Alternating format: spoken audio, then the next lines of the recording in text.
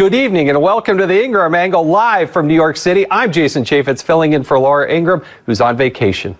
Major developments on multiple big stories tonight. You'll want to stay with us for the entire hour. Molly Tibbetts' alleged killer, an illegal immigrant, arraigned in court today. Fox News is the only network fully covering the case, and there are new developments tonight. Raymond Arroyo is here for our Seen and Unseen segment, where we'll dissect some of the wild stories from the far left, a bizarre sex scandal, and cage-free animal crackers. And in Texas, a Senate candidate says he has no problem with the NFL players kneeling during the national anthem. We'll have the tape to prove it. Plus, more immigration madness in California. There's a hotline to tip off illegal immigrants about ICE raids. More on this unbelievable story later in the hour. But first, Democrats and the left are absolutely salivating, absolutely giddy over the legal trouble faced by former Trump associates Michael Cohen and Paul Manafort. Some are even waving the impeachment card. Jack, are we in impeachment territory here? Yeah, sure. Should the president be more worried about impeachment than before because of what has happened today? Oh, I think he should, and I think he is. This may very well be a high crime and misdemeanor for impeachment. Today, the Trump presidency took a giant step toward impeachment. But the White House maintains President Trump isn't concerned because he hasn't done anything wrong. President Trump spoke to Fox and Friends' Ainsley Earhardt earlier today. Did you know about the payments? Later on, I knew. Later on. But you have to understand, Ainsley, what he did, and they weren't taken out of campaign finance. That's a big thing. That's a much bigger thing. Did they come out of the campaign? They didn't come out of the campaign. They came from me. And if you look at President Obama, he had a massive campaign violation, but he had a different attorney general, and they viewed it a lot differently. That full interview will air tomorrow on Fox and Friends. Joining me now with reaction are Dan Bongino, an NRA television contributor, Richard Goodstein, a former advisor to Bill and Hillary Clinton, and David Avella, a Republican strategist. Gentlemen, thank you so much for being here. You know, as I look at this situation, I see the Democrats thinking, aha, we finally got it. Of course, it has nothing to do with Russia or collusion. But Richard, who's joining me here in studio, I want to ask you first. Have you ever heard of a famous, wealthy, public personality who maybe made a payment to make sure that something didn't get out in the public? Or does that just happen to presidential candidates running for office? I've never heard about it where the winning presidential candidate was actually caught on tape talking about the very thing that he's now and before denied to the public. And can I just ask one thing? And as an attorney, does that strike you as concerning? Take away Trump and Cohen, but is that normal for an attorney to tape his client when they're meeting? Of course not. But can I just ask one thing? Lock her up? How is it that everybody in Donald Trump's orbit, his campaign manager, his deputy campaign manager, his national security advisor, his lawyer, are criminals? Admitted criminals are found by juries.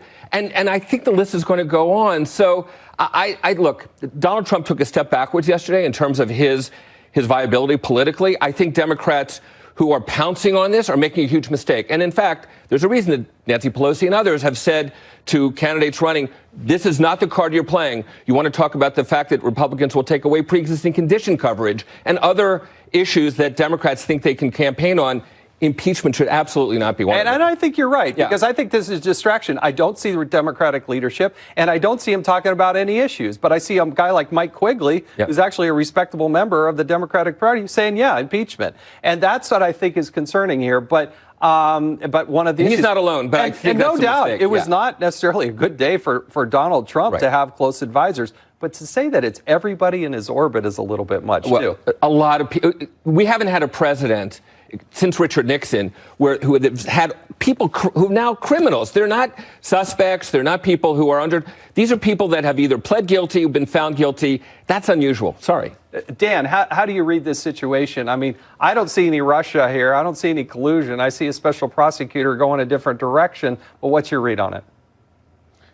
Yeah, Richard, Give me 10 minutes and your personnel file at all your jobs and subpoena power and my prior time as a federal agent, and I promise I'll make a criminal out of you, too. I can promise you that, by the way. Everybody in the United States has probably broken some federal law at some point, whether they know it or not. And what Richard's failing to tell you, as sadly he does often, I like you, Richard, but you have your ability to spin stuff is almost unmatched. Maybe shucks. Chris Hahn, you're a close second. But I'll tell you this. This thing started, Jason, as a Russian collusion investigation. What do we have? We have taxi cab confessions. We have a couple of people accused of fibbing. And then Richard takes that to mean that everybody in the Trump orbit is a criminal. By the way, there's a guy who supported the Clintons who had Hubble, Susan McDougal. We had a whole lot of people around the Clintons, too. It's amazing how they found this moral clarity just now. Incredible. David, has there been equal justice under the law, or does this seem a little bit lopsided to you? During the Clinton administration, it was Richard and the Democrats who were screaming that someone's personal matters are not an impeachable offense. And here we are now, 20 years later, and is a personal matter that the president was handling is somehow now a campaign violation because he used personal money. Well, if that's their new standard, then let's start the investigation, because did Elizabeth Warren pay lawyers to help her get out of her situation claiming to be a Native American to get an advantage at Harvard? Or let's go to Bernie Sanders. Did he pay a lawyer to help his wife get out of trouble in her scandal of trying to raise money at her college? Yes. Let's go back to Elizabeth Warren for a second. Go ahead, Richard. But David, here's the difference. Richard, hold on a second. Okay. There is the 2020 candidate that is facing a problem today, and that is Elizabeth Warren. Let's let Richard respond here. After her disgusting comment today about Molly Tibbet. Let Richard respond. The Trump organization, according to this indictment that Michael Cohen pled guilty to, lied on its record saying that the money it reimbursed Michael Cohen for paying off Stormy Daniels was legal expenses. That's a lie. That's dishonest. That's a violation of law. Isn't that why you hire an attorney? No, I mean, you give them the money that they do it legally and lawfully, then right? you list it as paying off somebody for their silence, not as legal expenses. That money that went to her. She's not a lawyer. He's a lawyer. Wasn't paying. And is that what Mark Elias did and what he did with the dossier money, all those millions of dollars? Did that get fully disclosed? No, those were paid to attorneys, and those attorneys went and funded this dirty dossier. Right? Well, they weren't trying to buy anybody's silence. And let me just say one thing. They were trying to buy a dirty dossier. Can we be spared the argument that this was done not because Donald Trump was running for president, because he wanted to be spared any embarrassment with his wife, something that he did with Stormy Daniels in 2006. And by some coincidence, on October 25th of 2016, all of a sudden that embarrassment was really going to do him in. Please. You don't think, Dan, Don, one of the things I'm concerned, Dan, one of the things I'm concerned about is the proximity of Lanny Davis in this situation. I mean, here you have somebody who's from the Clinton orbit, all the attorneys in the world, and they go out and get Lanny Davis. Is that suspicious to you? Yeah, these are possibly the two dopiest lawyers on the planet, Cohen and Lanny Davis. Lanny Davis actually convinced another lawyer to plead guilty to a crime that doesn't exist. This is incredible. No matter what Richard tells you about these FEC I ran for office. Congressman, you ran too. I lost, you won. Stinks being on the losing side. But I'm pretty familiar with election law. This is not a crime. This is at worst, a civil violation. And I don't even think it's that. Me running for office, I can donate to my campaign unlimited sums. Yes, I would have to report that. But this is debatable if this was even a campaign payment. Why? Richard's trying to debate it right here. Richard, let's be honest. You have no idea why Donald Trump paid this money. You can speculate, fair enough, which you're doing. You can say, oh, he didn't want to spare embarrassment to his family. Can I just say one quick thing? You don't know that. Sure, can I just say one quick thing, Dan? The same people who would buy the fact that Donald Trump meant to say would or wouldn't to Vladimir Putin would believe the notion that on October 25th he paid off Stormy Daniels from something he did 10 years ago having nothing to do with the presidential campaign. That same person would believe that, but nobody else in the country would. Sorry. Richard, I didn't cut you up, but I let you get in. Okay, is Stormy Daniels Russian or is she Kremlin connected? Do you have information we don't? Well, I'm serious. It's a serious question. Do you have anything? Look, if you're asking me, do I think anything's going to come out of the Russian investigation? The answer is I do, but we'll see when Mueller's done. Okay, well, let's go to Lanny Davis. I got to switch gears here a little bit because Lanny Davis said something that I think is pretty important. Listen to him this morning on MSNBC. Can you say definitively whether you know if Michael Cohen ever was in Prague in 2016? Never in Prague. Did I make that? Never in Prague. Ever. And the reason, just to let your viewers know what we're talking about, is that the dossier, so-called, mentions his name 14 times, one of which is a meeting with Russians in Prague. 14 times false. That's a pretty strong statement of 14 times. Again, going back to this core of the dossier. But David, as you look at this, how do you read that? That's a pretty important development. It is an important development, just as Lanny Davis said this morning on America's Newsroom. The reason he was willing to take Michael Cohen on was because Michael Cohen wanted to take down President Trump. Look, Gloria Allred tried to use personal information during the 2016 campaign to defeat Donald Trump, and she wasn't successful. And what this really means is in 76 days, if you want Congress to spend 2 years on investigations and on impeachment, you vote Democrat. And if you want the Congress to focus on job creation policies, securing our border, and annoying the media, you vote Republican. Last word, 10 seconds. And I think mostly, David, what the public wants is a check on Donald Trump. I mean, rightly or wrongly, I think that's what the polling is telling us. And the fact that, again, the first two people in Congress who endorsed his campaign are now criminal defendants, I just think there's a sense of corruption that the public wants to kind of at least put some brakes on, if possible. We'll see. Bob Menendez. Gentlemen, thank you. I appreciate all three of you for joining us tonight. So let me get this straight. While Cohen and Manafort are facing serious prison sentences, everyone in Hillary Clinton's orbit is getting off scot-free. And what about the surveillance of members of the Trump campaign? No charges filed of that, and no evidence that the special prosecutor is pursuing that. This all sounds like a two-tiered system of justice to me, raising questions: is the second special counsel needed? Joining me now for reaction are two lawyers, former U.S. Attorney Kendall Coffey and Brian Rotella, CEO and senior partner of Genco Legal. I appreciate you both being here. I want to get your perspective as attorneys. This whole issue of attorney-client privilege. If you will go out and hire an attorney to do something, I presume that you do it to make sure that it's done legally and lawfully. And you have some protection in being able to give that information and make those things move forward. So as you look at this situation, Kendall, isn't that a plausible story or scenario? How did that just totally fall apart in the Cohen situation? Sure, and that's why we can charge the big bucks. Clients trust us. They trust us with confidentiality. They trust us with figuring all this out. Campaign finance laws are especially complicated, especially federal campaign finance laws. So I strongly suspect not only did the president have no idea that somebody might put this on a prosecution radar screen someday, but I doubt Michael Cohen did. Because what is being talked about as a federal crime was unsuccessfully raised against John Edwards. You remember that years ago, discredited as a theory. And most people think if you use personal money that goes to some private person in order to deal with personal issues, that's not a campaign contribution. Brian, are we supposed to believe that every conversation now that Donald Trump has had with his attorney is somehow part of what the special counsel gets to look at? Isn't there some sort of limitation? Because that attorney-client privilege isn't just waived on all of these issues, correct? Yeah, Jason. I mean, look, for your audience, anyone who heard this allocution that Michael Cohen gave yesterday, and an allocution might sound like something from The Sopranos. You know, I'm Italian American, and we the folks would get up in front of the court and they would attest that there was this thing called the mafia in the United States.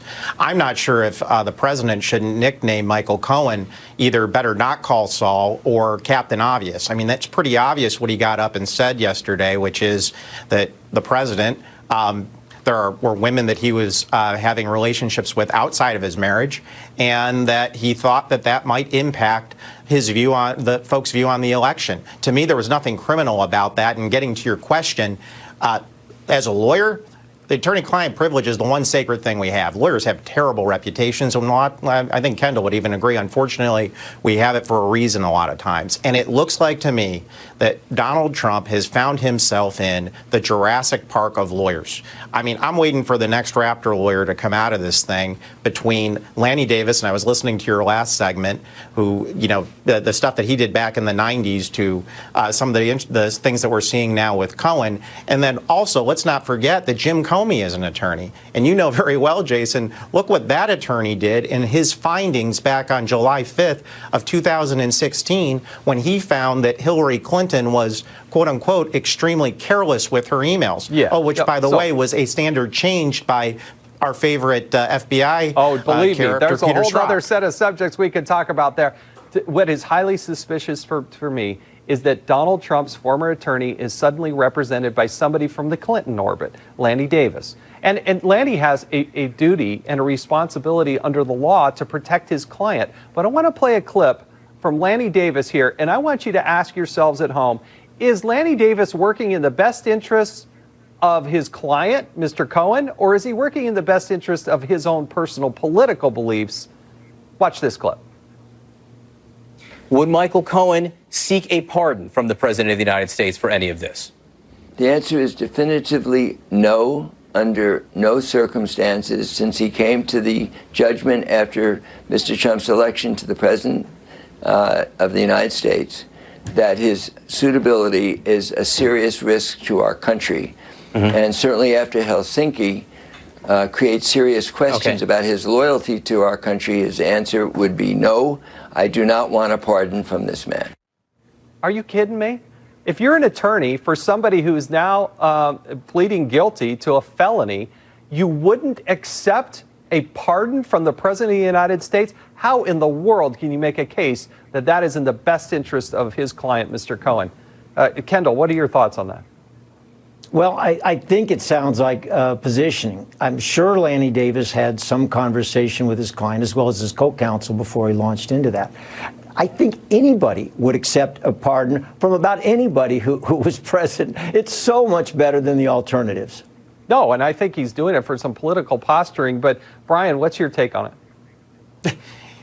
Jason, I think it's comical that Lanny Davis is Michael Cohen's lawyer. I mean, for folks that may not remember this, I mean, Lanny Davis was as entrenched in the 90s with the Clintons as episodes of Friends and Blockbuster Video. I mean, he was part of the culture. He is one of their best friends, and that's who's the attorney for Michael Cohen. Yeah. So the fact that I think one of your previous guests said that he got up and said what he said in court, which I don't believe is a crime, and it's Captain Obvious of something about President Trump, and that's all the evidence that we've seen today about anything that has to do with President Trump in this investigation. I think it raises a lot of questions to folks out in America who are wondering, what's all the billable hours going on in the Mueller investigation? That's all on the taxpayers' dime, and I think they're probably pretty sick of it. Yeah, and I'd love to find out who's funding Lanny Davis in this and what his political motivations are. Gentlemen, thank you so much. You wouldn't know it by watching MSNBC, but there were new developments in the Molly Tibbetts case today. Ed Henry will be here next with a report.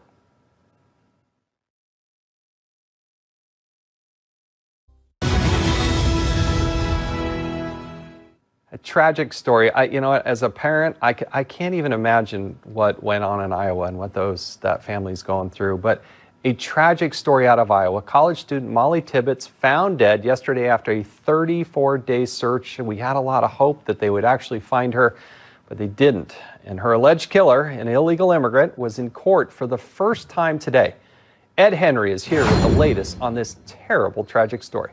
It really is a terrible story, Jason. Good to talk to you tonight. New tonight, Democratic Senator Elizabeth Warren is saying she knows it's hard for the family of Molly Tibbetts to deal with this tragedy, but the nation, she says, should focus instead on what she called real problems, like illegal aliens being separated at the border from their kids. Now, the president is firing back tonight with a video on Twitter that says it's Molly Tibbetts who is now permanently separated from her family.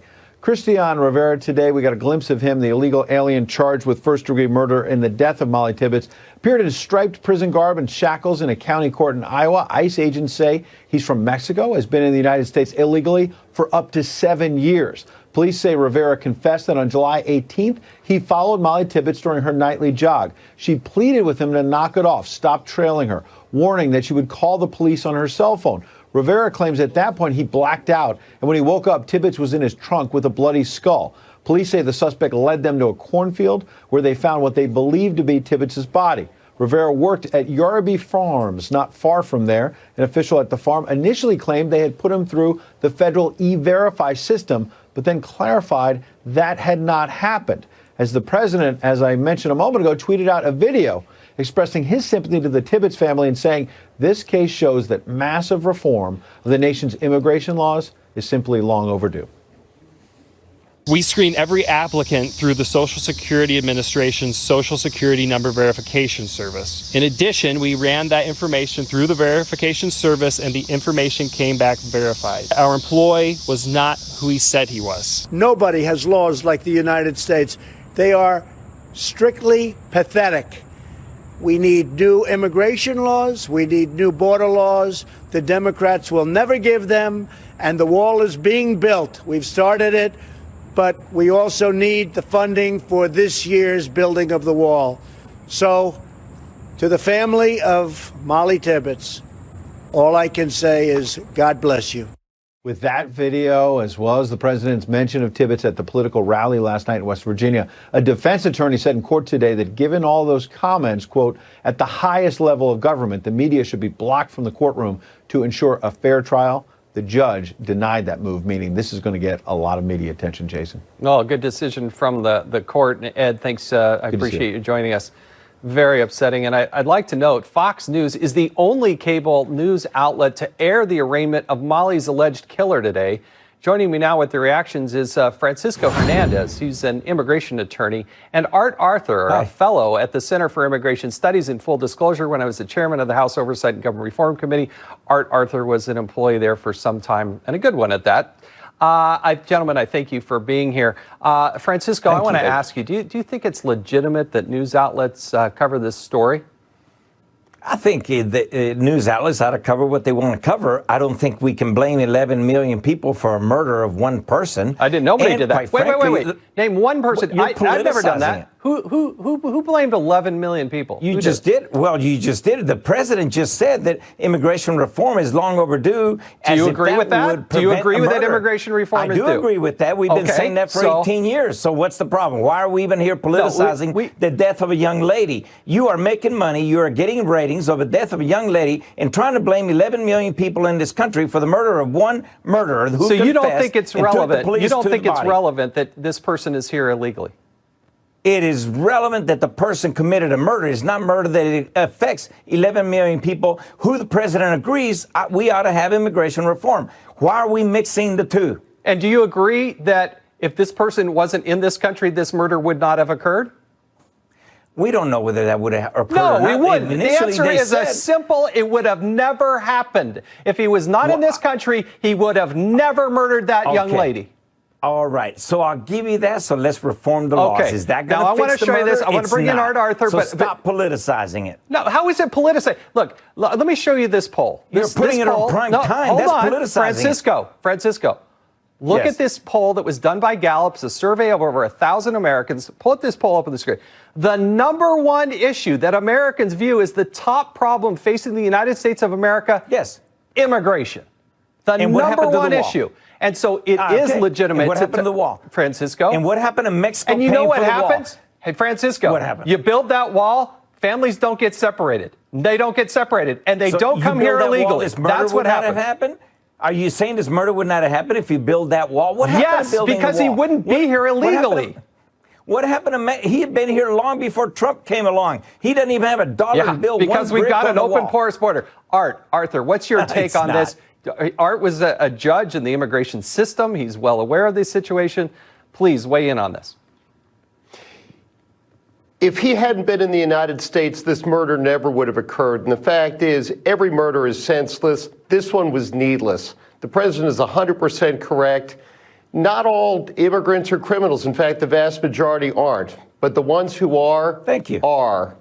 And they need to be removed from the United States. We need to do away with sanctuary laws to protect criminal aliens. We need to enforce our immigration laws so that we can keep people who have no right to be in the United States out of the United States. And this is a murder that could have been prevented. And Art, one of my deep concerns here is that, look, if you have these other networks that aren't covering it, I wonder why they're not. This is one of the most high-profile murders that was out there, and they don't cover it. It strikes me because it doesn't fit their political narrative. They don't want to have that story out there.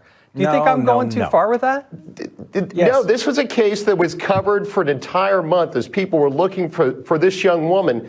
Her father was desperate trying to find her, and, every network covered it. As soon as the narrative changed, the story got dropped because it didn't fit the narrative that the networks wanted to carry. It's that simple. And Francisco, do you believe that it's right to abolish immigration customs enforcement? Are you one that says, yes, we should abolish ICE? I've never said that. I'm asking you, do you believe that? Our agents? No, absolutely not. ICE only does what Congress tells it to do. Now, let me bring you back to immigration reform. Republicans are in the majority. Why don't we pass immigration reform now? We could have passed it when President Trump first took office, and we're still stuck in the mud. It's because you can't get to 60 votes in the Senate. That's the number one issue. Well, Donald Trump went way, no, Francisco, Donald Trump went way above and beyond and even offered to take care of the Dreamers, and the Democrats wouldn't even come to the table and have the discussion. That's exactly what happened. We've not had a single vote. Let's have a vote and let the Democrats filibuster. I also sat there. I was on the immigration subcommittee when the Democrats had the House, the Senate, and the presidency. No, we're talking about now. We're talking about now. Republicans, and I'm also telling you that you're trying to make a case. No. Put up a bill. Put up a bill for immigration reform now. Put it up to vote. See what happens. Francisco, do you believe we should build a wall? Wait. Let me ask you a different way. Let me ask you a different way. What do you think is the Republican motivation in building the wall? Build it. We're going to have to legalize 100,000 Mexicans to build it right anyway, and that's a darn good start. Let's get going with immigration reform. Let's stop talking about it. Okay, good. Build the wall. Art, do you think we should build the wall, and why? I think that we should build a wall. We should erect barriers to prevent individuals from coming into the United States illegally, to stop contraband from coming into the United States illegally. You and I both investigated instances where there were drugs, where there were dangerous materials that came over the border. We need to stop that. The fact is that border is porous, it's wide open, and it needs to be closed. Gentlemen, thank you. I'm on. And thank you both. And remember, at the end of this, you still have this horrific murder that should have never, ever happened. It doesn't mean that everybody that's here illegally is responsible. It means that person killed that person. But we want to prevent those things. And those things should be right at the top of our agenda in dealing with it. It's what the American public wants Congress to address, and it should. Raymond Arroyo will be here next with more on the Me Too hypocrisy, plus a report on why animal crackers are on the loose. Seen and Unseen is up next.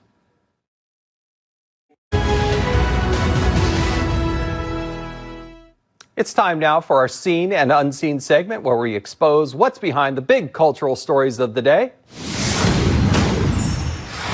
There's some major hypocrisy coming from one of Harvey Weinstein's most vocal accusers. Fox News contributor and author of the Will Wilder series, Raymond Arroyo, is here with the latest. Raymond, what's going on with this Asia Argento situation? Jason, Asia Argento is this actress who was on the forefront of the Me Too movement. She called out Harvey Weinstein, claimed he abused her. Well, now a 22-year-old man came forward, Jimmy Bennett, to say she abused him when she was 17. Now, she denies those allegations, and she released a statement. I'll read it to you. She said, "I am deeply shocked and hurt by having read news that is absolutely false. I have never had any sexual relationship with Bennett." Well, today, TMZ released images of the two of them together in 2013 when Jimmy Bennett was 17 and Miss Argento was 37. Also, they released a text message exchange where she tells a friend of hers, and we'll put it up on the screen, "I had sex with him. It felt weird. I didn't know he was a minor until the shakedown letter." She paid him $380,000 in working this out with Anthony Bourdain, with who she was involved. Now the Los Angeles police are investigating this, and she's been bumped off of The X Factor in Italy, which is a show she's a part of. You know, when I look at this, Jason, and I look at the Catholic Church going through its own passion of sorts on these types of issues, everybody's got to be held to the same standard, no matter your gender, no matter what you believe. People need to, if you're a victim of this abuse, you have to come forward, and the authorities should get involved. But the broad brushing we've been seeing of men or people of a certain religious persuasion should be put on the back burner, and every one of these cases should be evaluated on their merits. And I hope that's what happens both in Hollywood and in the Catholic Church and elsewhere. No, it's a sad story all around. And there are victims, men and women, and Harvey Weinstein certainly. I hope it doesn't hurt the case against him, because it sounds like one of the most horrific out there. But all right, I got to transition to something that's a little closer to my personal heart, and that is the box for those Barnum and Animal crackers. You don't get a belly like mine by not, passing up on those Barnum and crackers, but what gives with this change? We all grew up on Barnum Animals crackers. Yes. I mean, I bit the heads off of those suckers my whole life. Now they are changing the design of the box, Jason. You remember it used to be the box car, which you're seeing with all the little animals on it and very thin bars. I felt safe. They were locked up. Well, this is the new design. The animals are free. And I'll tell you where this came from. PETA, the people for the ethical treatment of animals, petitioned Nabisco. They said, we've got to loose these animals. Here's what they said. Given the egregious cruelty inherent in circuses that use animals and the public's swelling opposition to the exploitation of animals used for entertainment, we urge Nabisco to update its packaging. Now, remember, PETA's the same organization, Jason, that put the Barnum and Bailey Circus out of business because they were upset with the treatment of animals and featuring animals. And all of this brought to mind for me, what other mascots or major spokesmen might need revision given the political correct times we're in? Well, what do you think? Well, the first one I thought of was the Pillsbury Doughboy. This poor little fella has been poked and assaulted his entire existence. It's time to reimagine that. Maybe not poke at the little guy anymore. And then I thought of the Peanut, Mr. Peanut. Remember Mr. Peanut? You see him on all those packaging in the commercials. Cane. He's got the cane and his top hat and a monocle. He's very socially elitist, I think. Yeah. It's time to put him in a baseball cap and maybe sneakers. Get him down with the peeps. That's what we need. And then I thought about Tony the Tiger. Everybody grew up with Tony the Tiger. But where are the pants on Tony the Tiger? In the Me Too generation, he really should have trousers, I think. And that goes for the little Pillsbury I've never Doughboy thought of that, well. and I'm sad that you brought that up, because next time I eat my Frosted Flakes, and I got to tell you that camel does not get enough credit in those Barnum and crackers either. Not even on the cover of the thing. And you're right. Isn't that an outrage? There are a lot of wild camels running around in Utah in particular. Listen, finally, a Wisconsin tech company is making some strange offers. What in the world is this? Well, it's a company called 3 Square Market. They're a tech company. Okay. And they want to make it easier for their employees to open doors, access their computers, get into the parking lot. So they've implanted microchips, and 80 employees have taken them up on the deal. They've implanted microchips between the index finger and the thumb for their employees. Here's the CEO. He says they love it. The vast majority of our employees absolutely love the conveniences that having this chip in their hand really brings to them. We did this honestly initially just for fun, because that's what a technology company does, and now it's evolved into a whole nother business, which we're in development right now of an actual chip that will be powered by the human body. What we've really done is sort of made it acceptable, or brought it in the forefront where people are now talking about it. Yeah, they're talking about it, all right. This is not something I want to try out. I don't know about you, Jason, but... How fat and lazy is America that they can't lift their badge out and put it up against the... I mean, they think it's fun to embed in your body a chip? Well, it raises privacy issues, tracking issues. If they can take your credit card information by swapping you in a crowd with a scanner, imagine what they can do with a microchip in your hand. The other thing is, what happens when you quit? Do they take the hand off? What do you do with the hand? Yeah, if you ever change a job, you're exactly right. I hadn't thought about that. Hey, PETA, what do you think of that when I put a chip in my dog so he doesn't get lost? Oh, well, that could be cruelty, Jason. But I'm saving the dog's life so I can actually find him, bring her home. Listen, Well, Raymond, don't thank do that. you. Thank you. Great to see I really you. do appreciate it. Fun stuff. You won't believe what a rising star in the Democratic Party said about NFL players kneeling during the national anthem. Stay with us. You're not going to believe this one. Beto O'Rourke is a rising star in the Democratic Party, and polls show him surprisingly close in a race against Ted Cruz for one of Texas's seats in the Senate. On the campaign trail, he was recently asked if he thought it was disrespectful for NFL players to kneel during the national anthem. My short answer is no. I don't think it's disrespectful. Peaceful, nonviolent protests, including taking a knee at a football game to point out that black men, unarmed, black teenagers, unarmed, and black children, unarmed, are being killed at a frightening level right now, including by members of law enforcement, without accountability and without justice. They take a knee to bring our attention and our focus to this problem to ensure that we fix it. That is why they are doing it, and I can think of nothing more American than to peacefully stand up or take a knee for your rights anytime, anywhere, any place. Nothing more patriotic. The left is praising Congressman O'Rourke on social media for those comments, but I'm not sure that's going to play well with the voters of the Lone Star State. We're talking about Texas. Joining me now to discuss is Fox News contributor Kevin Jackson and civil rights attorney Brian Watkins. Brian, I want to start with you. Why do you think Americans go and watch football? Why do they watch the NFL? They enjoy it. It's a game. It's entertainment. It's enjoyable to watch. Entertainment, right? Yeah. Absolutely. And you do it as an escape, right? Do you think you want to start Absolutely. and kick off the game by having political statements? How does that strike you? Well, you know, I don't think you'd be saying the same thing if, for example, if network executives and movie executives said, hey, to their employees, actors and actresses, hey, you know, I don't want you talking about that Me Too movement type stuff. We don't want to bring that issue up. We're about entertainment here, so don't talk about that. I think people would have a problem with that. So I don't understand why people have a problem with young black African-American men who have this spotlight simply taking a knee. They're not asking for a soapbox to be placed on the 50-yard line and give a speech to disrupt the game.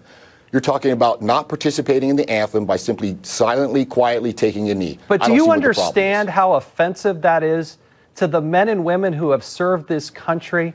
It's the 2 minutes that we take out in a bipartisan way, and we're honoring the flag, we're honoring our country, we're honoring our troops. We're trying to come together. Remember when Barack Obama said, we're not the red states, we're not the blue states, we're the United States? That was a very patriotic thing to do. Even a Republican like me thought, hey, you know what? That is a great statement. We do need to come united. So the one chance that we have to come united, no matter where you are in the field or political side of the aisle, that's the thing that you do, is try to disturb that and distract from that. Kevin, tell me, Kevin, give me your. So let's cover it from the Beto O'Rourke point of view. First of all, it's an insult, because what they didn't talk about was all the references he made to blacks and the oppression that blacks faced many, many years ago, decades ago, at the hands of his own party, the Democrats. And oh, by the way, what O'Rourke also failed to mention is that all the things that he's talking about with the reason why blacks are kneeling in the NFL has to do with what? It has to do with the so-called lack of civil rights by police in big cities who are run by Democrats throughout the entire political process. So what's interesting is that this is a problem for Democrats from the past, and it's a problem for Democrats right now that has been created by Democrats. And so he wants to talk about the kneelers. Look, if these guys really believed in kneeling, why didn't Colin Kaepernick kneel 2-3 years prior during the Barack Obama administration? It was happening then. And when did Colin Kaepernick help any black in any city, Chicago, St. Louis, Baltimore, name the city?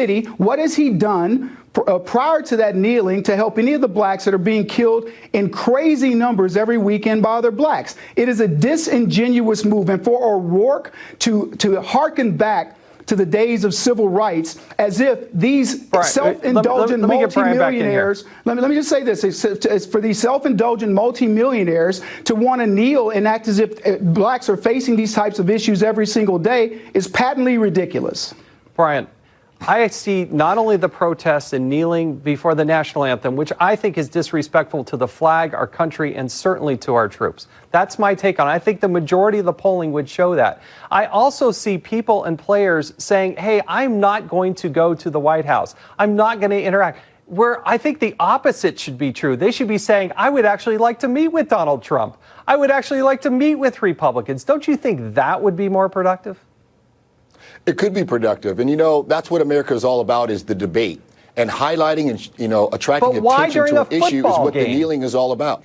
No, but why do you do it during the football game, for goodness sake? Because thousands and hundreds of thousands of people watch. And when you have the spotlight on you, it's their responsibility to lie. Why do you think the ratings are going down? You're offending more people than you're actually gaining to your cause. And I can tell you what, NFL players, when I was in Congress, came and met with me and Trey Gowdy and John Radcliffe, and we listened to them for hours and talked about the need for criminal justice reform. It was actually productive. And what you're setting back and offending people by kneeling and disrespecting the flag.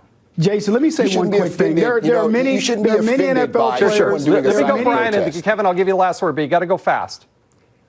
You should not be offended by someone doing a silent protest. This is a nonviolent, silent protest that really offends and hurts no one, to highlight an issue that's very important, that's occurring today. Kevin, how's it hurting? It's hurting the league. Take his point. How does it hurt somebody who's trying to watch? Why not let them just do it?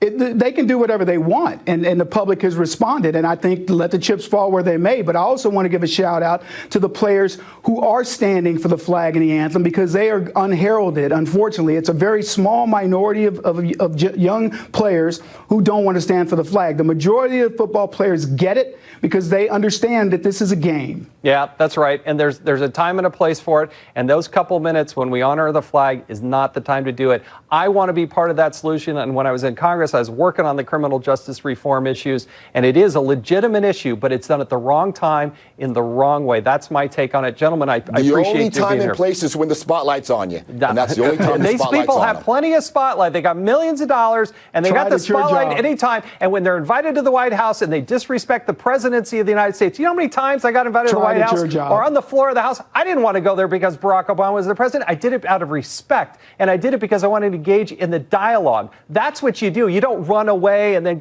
you're given the opportunity to go to the White House and then you don't go. And I think that's wrong. I've gone over time here. I've got to leave it here. We got to talk about what's going on in San Francisco, because leave it to San Francisco to trailblaze a new way to undermine ICE. The details after this.